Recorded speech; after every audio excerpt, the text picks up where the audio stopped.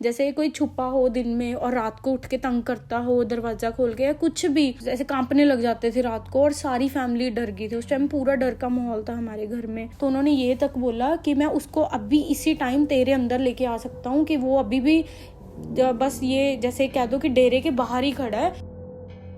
दोस्तों, आप सभी का स्वागत है अक्षय वशिष्ठ चैनल पर। इस चैनल पर मैं अक्षय वशिष्ठ आपको ऐसे पैरानॉर्मल इंसिडेंट और एक्टिविटीज़ के बारे में बताता हूँ जो कि हमारे फॉलोवर और सब्सक्राइबर हमारे साथ शेयर करते हैं।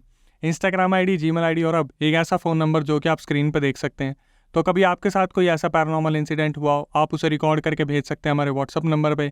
मैं अक्षय वशिष्ठ उसे नैरेट करूँगा अपनी आवाज़ में। आगे बढ़ने से पहले जो प्यार आप इंस्टाग्राम, यूट्यूब को दे रहे हैं उसके लिए तहे दिल से शुक्रिया। और मैं दोबारा ये चीज़ बोलना चाहूँगा कि मैं फेसबुक पे अभी अवेलेबल नहीं हूँ। तो अगर अक्षय वशिष्ठ या अक्षय वशिष्ठ हॉरर के नाम से आप फेसबुक पे मेरा कोई पेज देख रहे हैं तो उसे फॉलो मत कीजिए। कोई इंसान है जो हमारी वीडियो को डाउनलोड करके वहाँ अपलोड कर रहे हैं और हमारे यूजर्स से, हमारे फॉलोअर्स से पैसे की डिमांड करके उनसे पैसे का फ्रॉड कर रहे हैं। मैं अभी फेसबुक पे अवेलेबल नहीं हूँ। जैसे ही मैं आऊँगा यूट्यूब, इंस्टाग्राम पे मैं अपडेट कर दूंगा। पंजाब से हमें बहुत सारा प्यार मिल रहा है। तो आज का जो रियल इंसिडेंट है वो हमें पंजाब होशियारपुर से मिला है। जो बताने वाली है उनका नाम है कनिका, और कनिका की मम्मी से हमारी बात हुई वेरीफाई करने के लिए और उन्होंने हमें बहुत सारा प्यार दिया। उन्होंने बताया कि वो हमारी वीडियोस रेगुलर बेसिस पर देखती हैं। ये रियल इंसिडेंट कनिका के पापा के साथ हुआ था 2002 में। और ये रियल इंसिडेंट ऐसा है जिसको सुनने के बाद आप सोच में पड़ जाएंगे कि जीते जी इंसान हमारा तो है नहीं, लेकिन मरने के बाद उसकी आत्मा हमें इतनी तकलीफ दे सकती है। या आप सोचने के बाद मजबूर हो जाएंगे कि भाई किस पे भरोसा करा जाए, अपनों पे, परायों पे, बॉयफ्रेंड, गर्लफ्रेंड, दोस्त यार, कोई अपना है भी या नहीं है। तो चलिए रियल इंसिडेंट की ओर आते हैं। कनिका ने मुझे पूरा इंसिडेंट भेजा, जहाँ पर 2002 में कनिका ने शुरुआत में बताया कि अक्षय भाई, मेरी फैमिली में मेरे पापा मम्मी, मेरे 2 छोटे भाई बहन हैं और दादा दादी के साथ 2002 में हम रहते थे एक कोठी के अंदर। पापा पेशे से मेरे वकील हैं, कोर्ट में काम किया करते हैं, और उस टाइम पर मेहरबानी से हमारे पास किसी चीज़ की कमी नहीं थी। सब कुछ बहुत अच्छा था, ज़िंदगी बहुत हसीन थी।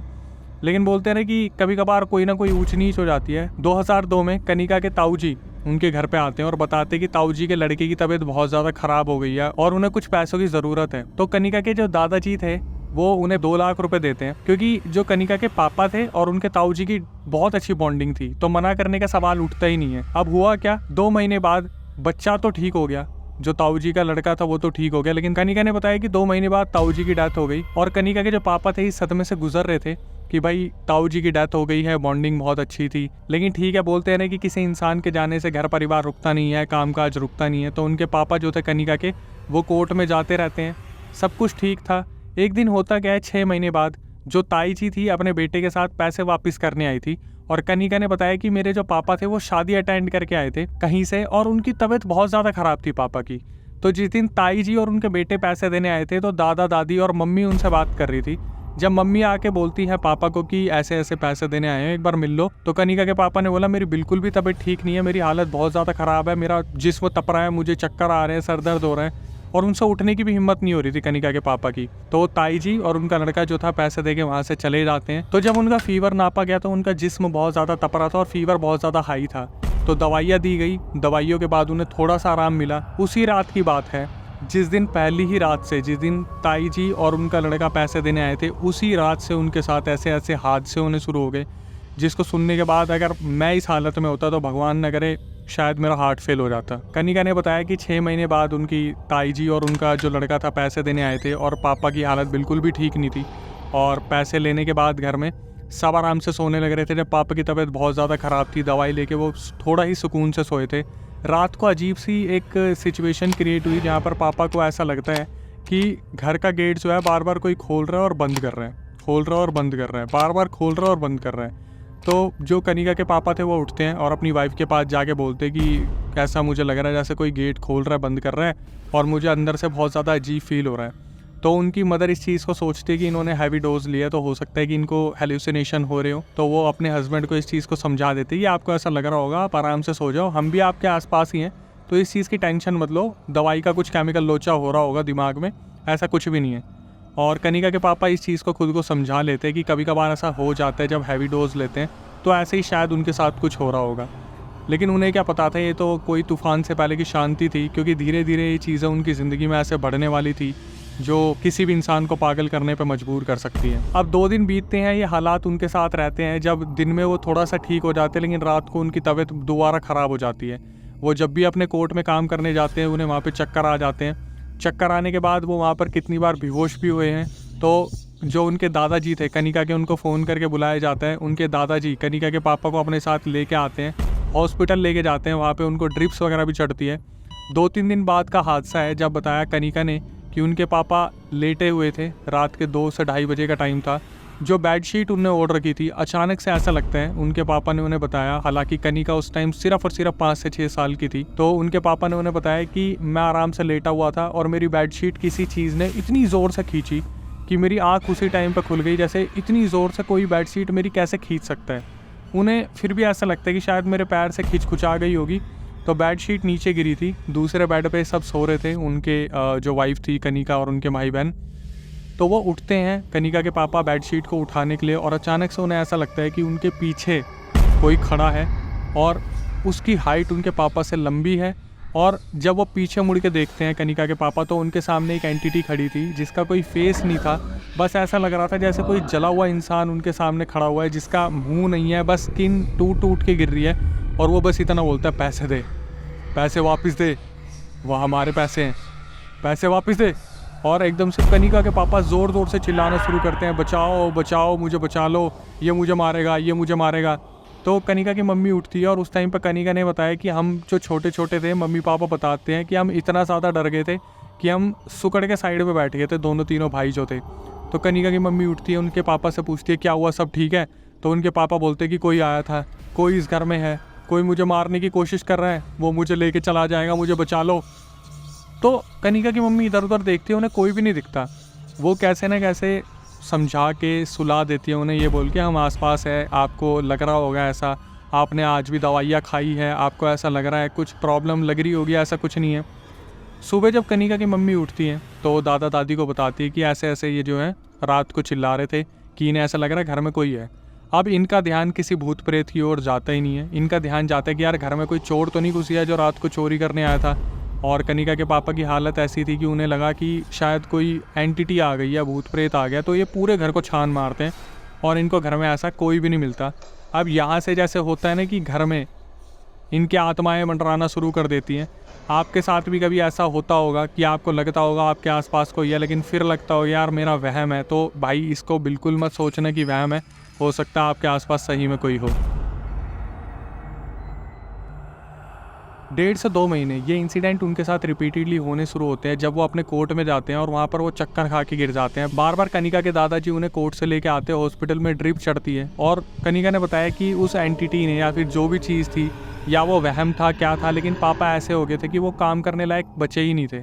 ये सब कुछ तो चल ही रहा था, इसके ऊपर एक और मनहूस खबर आती है कि जो कनिका के पापा थे उनके सगे मामा का एक्सीडेंट हो गया था और इतना गंदा एक्सीडेंट हुआ था कि उनकी बॉडी के परकच्छे उड़ गए थे। और जो दादाजी थे उन्होंने वहाँ पर जाके ऑन द स्पॉट उनकी बॉडी के एक एक पार्ट को कलेक्ट किया था और हॉस्पिटल पहुँचाया था। अब कनिका के पापा की बॉन्डिंग जो थी वो मामा जी से भी बहुत ज़्यादा स्ट्रॉन्ग थी, तो वो बहुत ज़्यादा डिप्रेशन में चले गए कि पहले ताऊ जी चले गए, अब मामा जी चले गए, और उनका दिमाग में ये चीज़ बैठ गई कि अगला नंबर मेरा तो नहीं है। दिन गुजरते हैं, महीने गुजरते हैं, महीने में 10 बार ऐसा होता है जब उनके पापा को चक्कर आने लग जाते हैं। एक दिन एक ऐसा इंसिडेंट होता है जिसको सुनने के बाद आपकी रूह कांप जाएगी। कनिका ने बताया कि मेरे छोटे भाई बहन की तबीयत ख़राब थी, कोई वायरल चल रहा था, तो पापा जी जो थे वो हमें डॉक्टर के लेके गए थे। तो डॉक्टर ने बोला था पापा जी को कि बच्चों को लिक्विड इनटेक ज़्यादा करवाना, और पापा जी जूस की दुकान पे हमें लेके जाते और जूस वाले को बोलते कि 4 गिलास जूस दे दो, एक अपने लिए, एक कनिका के लिए और 2 छोटे भाई बहनों के लिए। कनिका ने बताया हमारे सामने की बात है, हम खड़े होकर देख रहे थे। मम्मी ने पापा ने हमें बाद में बताया कि पापा को उस टाइम पता नहीं क्या हुआ, पापा ने 1 गिलास जूस पिया, वो दूसरा भी पी गए, वो तीसरा भी पी गए, वो चौथा भी पी गए। 4 गिलास जूस वो खड़े खड़े पी गए और उन्होंने बच्चों की तरफ देखा तो उन्हें बहुत ज़्यादा अफसोस हुआ कि मेरे अंदर ऐसे क्या चेंजेस आ रहे हैं। तो उन्होंने दोबारा जूस मंगाया, फिर बच्चों को पिलाया, लेकिन उनके पापा की जो भूख थी वो 6 गुना बढ़ गई थी। कनिका ने बताया कि मम्मी बताती थी कि पापा 6-6 जनों का खाना खा जाते थे, 4-4 जनों का खाना खा जाते थे। और एक दिन एक ऐसा इंसिडेंट हुआ, शाम की बात है, मैं नहीं चाहूँगा ज़िंदगी में कभी ये बच्चे कुछ ऐसा देखें। कनिका ने बताया कि मम्मी बताती है कि हम तीनों भाई बहन बैठ के खाना खा रहे थे और पापा बेड पे बैठे हुए थे और उनका ध्यान पता नहीं कहाँ था, वो किस से बात कर रहे थे। कभी हमें समझ नहीं आया कि वो किस से खाली बैठ के बात करते रहते थे, पैसे पैसे देने हैं, पैसे पैसे देने हैं। पैसे देने हैं, पैसे लेने हैं, नहीं पैसे देने हैं। उनके जो पापा थे जो बेड पे बैठे हुए थे वो अचानक से हाथ पैरों पे भागना शुरू करते हैं उनकी तरफ और उनके खाने पे टूट के पड़ते हैं और बच्चे देखते रह जाते हैं कि उनके पापा उनका खाना खाने लग जाते हैं। बच्चे डर के मारे अपने मम्मी के पास जाते हैं और कनिका की मम्मी जब आके देखती है तो उनके पापा को उस हालत में पाती है जैसे कोई एंटिटी उनके अंदर घुस चुकी है और पागलों की तरह उन बच्चों का खाना खा रही है। सब्जी इधर से उधर गिरी हुई है और पापा जो है बहुत अलग ही एक व्यवहार में थे। अब ये चीज़ें घटती नहीं है और बढ़ने लगती है क्योंकि पापा को अब एक एंटिटी नहीं 2 एंटिटी दिखना शुरू करती है रात को सोते टाइम। जैसे मामा जी भी वहाँ पर आ गए और ताऊ जी वहाँ पर आ गए हैं। मामा जी बोलते हैं कि चल मेरे साथ और ताऊ जी बोलते हैं पैसे दे घर पे पैसे दे क्या मेरे बच्चे को पैसे की ज़रूरत है, मेरी बीवी को पैसे की ज़रूरत है। और दोनों मिलके बोलते हैं कि हम तेरे को लेके जाएंगे। तू यहाँ क्या कर रहा है? हम चले गए ना, अब तेरे को भी लेके जाएंगे, तू चल हमारे साथ। यहाँ क्या करेगा तू? चल हमारे साथ। और उनके पापा बुरी तरीके से डर जाते। सुबह उठ के दादाजी को बताते कि मेरे साथ ऐसा ऐसा हो रहा है कि इस बात पे कोई बिलीव ही नहीं करता। फिर जो कनिका के नाना जी थे वो किसी को जानते थे कि किसी की मान्यता थी, अब उस गांव का मैं नाम नहीं ले सकता, मेरे को हाईलाइट करा गया कि नाम मत लेना। वो प्लान करते हैं एक दिन सब घर पे बैठे हुए थे, नाना जी भी आ रखे थे, दादाजी भी थे, सब घर पे बैठे हुए थे उनके पंजाब होशियारपुर वाले में। तो उनके पापा की हालत देख के सब डर रहे थे क्योंकि वो एक कोने में बैठ के पैसे दे। नहीं मैं नहीं जाऊँगा, मेरे को मत लेके जाओ, मेरा भी तो परिवार है, मैं ऐसे कैसे जाऊँगा, मैं नहीं जाऊँगा। वो सब देख रहे थे कि कनिका के पापा की हालत इतनी ज़्यादा बिगड़ चुकी थी, वो काम पे भी नहीं जा रहे थे, काम करने लायक भी नहीं बचे थे। जब वो हॉस्पिटल में लेके जाते थे तो उनका MRI भी हुआ, सब कुछ हुआ, लेकिन डॉक्टर को कोई दिक्कत ही पता नहीं चल रही थी। बस डॉक्टर बोल रहा था ये डिप्रेस्ड हैं, ये काम नहीं कर पाएंगे। और डॉक्टर ने ये चीज़ डिक्लेयर कर दी थी ये ज़िंदगी में कभी अब काम नहीं कर सकते। मतलब घर परिवार कौन चलाने वाला है, बच्चे छोटे हैं, क्वेश्चन मार्क बहुत बड़ा आ चुका है। हालात बद से बदतर हो रहे थे। तब उनके नाना जी बोलते कि हमें शायद उन बाबा जी के पास जाना चाहिए। तो नाना जी काफ़ी मानते थे इन चीज़ों को और नाना जी ने बहुत बार जो है बहुत सारे लोगों को उन बाबा जी के पास ले जाके ठीक भी करवाया था। तो फाइनली ऐसा ही होता है कि जो कनिका के पापा थे उन्हें ले जाया जाता है उन बाबा के पास। तब तक रास्ते में कुछ नहीं हुआ, जैसे हमेशा हालात ऐसे होते हैं कि रास्ते में तड़प जाते हैं, कुछ ना कुछ होता है, ऐसा कुछ नहीं हुआ। बाबा जी के पास पहुंचते हैं तो बाबा जी उनके पापा को देखते ही बता देते हैं कि भाई तेरे ताऊ जी और जो मामा जी है वो दोनों तेरे को लेने आ रखे हैं, उस घेरे के बाहर खड़े हुए हैं। और सब कुछ बता देते कि तेरी बेडशीट खींची थी, तेरे अंदर आ जाते हैं, तुझे बोलते लेके जाएंगे, ये बोलते तेरे बच्चों को भी जान से मार देंगे वरना हमारे साथ चल। तो जो कनिका के पापा थे वो होश में थे, बोलते हाँ ऐसा ही होता है, बाबा जी मुझे बचा लो, बाबा जी मुझे बचा लो। तो उन्हें बताया जाता है देख भाई तेरे को बचाया जा सकता है, लेकिन तेरे को 2-3 चीज़ों से दूर रहना होगा। जो तू छुप छुप के नॉनवेज की डिमांड करता है ना, तेरे मन में नॉनवेज चलता रहता है। तो कनिका के पापा हैरान हो जाते और घर वाले भी हैरान हो जाते कि कनिका के पापा ने नॉनवेज के बारे में कभी जिक्र नहीं छेड़ा था, लेकिन उन्हें अंदर से नॉनवेज की क्रेविंग बहुत होती थी। तो अचानक से कनिका के पापा बोलते हैं बाबा आपको तो सब कुछ पता है, बाबा मुझे बचा लो। वो मुझे फोर्स करते हैं कि मैं किसी जानवर को खा जाऊँ, मैं चिकन मटन खाऊं। तो बाबा जी बोलते हैं मैं सब जानता हूँ इस बारे में। और एट द एंड होता क्या है, जो बाबा जी थे वो उनके पापा को बोलते देख सिंपल सी चीज़ है, भगवान में ध्यान लगाना शुरू कर, अपने पूजा पाठ में वापस आ जा। आपके वैसे भी दादाजी और नाना जी बहुत ज़्यादा पूजा पाठ में रहते हैं, इसीलिए आप अभी तक बचे हुए हो, वरना वो ताऊ जी और मामा जी दोनों आपको ले जाने की फिराक में हैं। और एक तरफ बाबा जी जब उधर देखते हैं तो बाबा जी ने साक्षात बोला कि मुझे अभी भी दोनों के दोनों खड़े दिख रहे हैं। तो उनको बहुत सारी चीज़ें बताई जाती है सॉल्यूशन के तौर पे, जो इतनी आसानी से मैं आपको नहीं बता सकता क्योंकि कुछ पर्सनल चीज़ें भी होती हैं। तो बहुत सारे उनको सॉल्यूशंस बताए जाते हैं। आप मानोगे नहीं, कनिका के पापा को रिकवर होते 6 महीने लग गए। 1 से 2 महीने उन्हें फिर भी ऐसे सपने आते थे, लेकिन 6 महीने लग गए उन्हें रिकवर होते हुए। और 6 महीने के बाद से वो बिल्कुल स्टेबल हो गए थे। लेकिन बोलते हैं ना कि ऐसी चीज़ें दिमाग से कभी जाती नहीं है। तो आज भी अगर कनिका के पापा कभी अकेले बैठते हैं तो उन्हें ऐसी आवाज़ें आती हैं और ऐसे बुरे सपने भी आते हैं जहाँ पर उनके मामा जी और ताऊ जी बोलते हैं कि एक दिन हम तेरे को लेके चले जाएंगे।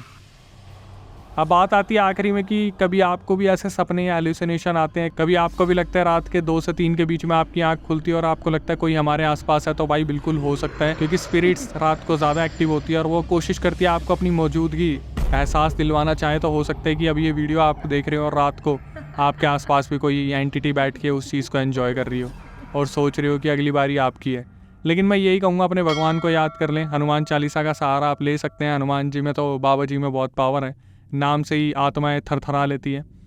तो एट द एंड मैं यही कहूँगा कि अब फिलहाल उनके पिताजी और कनिका का पूरा परिवार सही है। कनिका ने मेरे को प्रॉमिस किया है कि उनकी मम्मी के साथ भी एक इंसिडेंट हुआ था, उनके वहाँ पे सलेड़ा का भी एक इंसिडेंट है जो वो भेजेंगी मेरे को उसका इंतज़ार रहेगा। जो आपके सामने मैं पंजाब से इतना प्यार आप देने वाले हो, पंजाब से उनके सामने ऐसे और इंसिडेंट रखूंगा। अभी तक जो इंस्टाग्राम यूट्यूब का आप प्यार दे रहे हो उसके लिए तहे दिल से शुक्रिया। कमेंट्स बनाए रखिए, कमेंट्स जो हैं वो बहुत ज़्यादा प्रायर रहते हैं हमारे लिए। और कभी आपके साथ ऐसा इंसिडेंट हुआ हो तो आप स्क्रीन पे दिए नंबर पे जो आपको दिख रहा होगा उस पर शेयर कर सकते हैं।